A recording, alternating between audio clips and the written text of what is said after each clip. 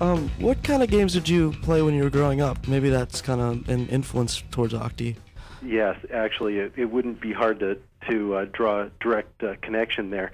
My brothers were incredible game fans, and we would march home from school and often play with three boys that lived across the street from us. And of course, we'll be darned if we're going to be the ones who are going to lose rather than play just one more turn of any game. And so we were constantly being grounded for coming in late for dinner and whatnot.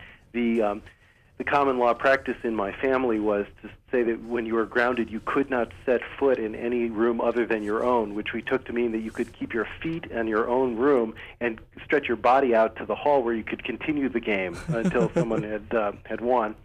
The games that we tended to play initially were games like Risk or Diplomacy, kind of mid-level war games, Okay. and then gradually worked up to the kind of monster war games. Meanwhile, I was one of those chess nerds who was playing every day at lunch. I was the kind of, I was that guy who was always off with the other, three chess nerds, and we would be playing each other, every single day for 5 years. Well, look who's laughing now. Well, I don't know. I mean, it's really, games have always been a passion of mine, and in fact, part of the inspiration for Octi was the idea that, here I was, I have a family and I have all kinds of job responsibilities, and I'd really sort of lost that game playing side of what I did, because there really weren't a lot of games that I could play relatively quickly and get the same kind of enjoyment that I could get out of the games of my youth. And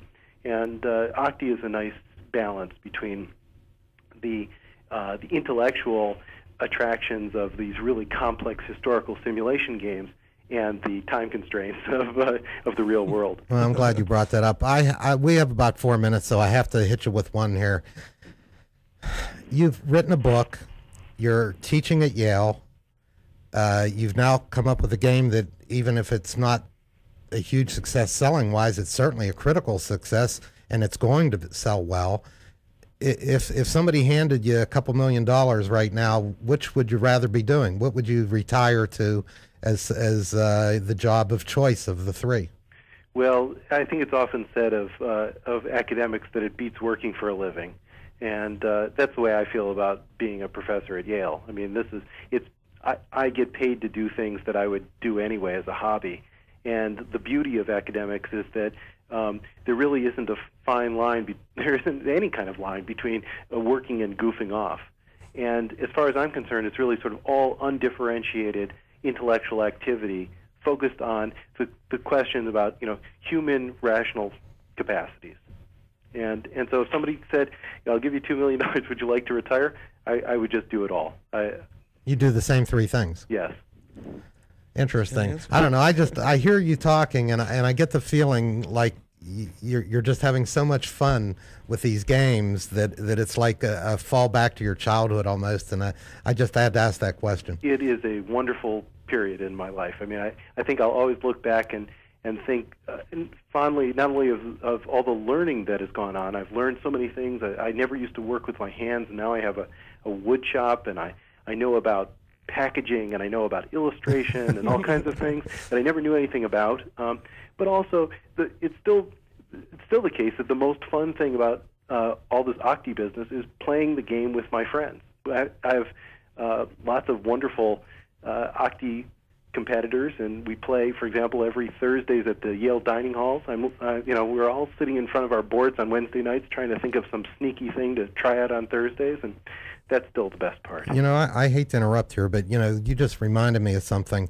I was floating around the web pages last night, and I found OctiNet, OCTI.net, simple as that, and you can actually play the game, right? Am I correct? Yeah, that's right, for free. I mean, you just sit there and play it, and if you can't be sure whether this is going to interest you or not, certainly give that a try. I recommend all our viewers to play the game and see what you think of it. But you got to love putting the parts together and playing the game. It makes it a lot of fun. Outside of Twixt, I can't think of another abstract game that I have enjoyed more than this. Well, thank you so much. And I can't thank you enough for being here with us, taking the time, and I know you're busy. Just really, it's been a pleasure talking to you, and we can't wish you well enough. You got to come back when you get some of these other games done. Thanks, Bob. Thanks, Drew. Thank you, Don. Please invite your viewers and listeners to send me some email and challenge me to a game. Well, we'll certainly do that, and any help you can give us as far as getting Drew back in school, maybe at Yale. It might temper our review later, but no, we're just kidding. That's right. That's right. Anyway, thanks a lot. Good night, and we do appreciate it. Thanks so much. Thank you, Tom. Bye now. Take care. And thanks a lot for joining us tonight with the Octi Show. Next week, we'll have something really interesting for you that we're planning. Until then, Bob Schwartz and Drew Kale. have a good evening.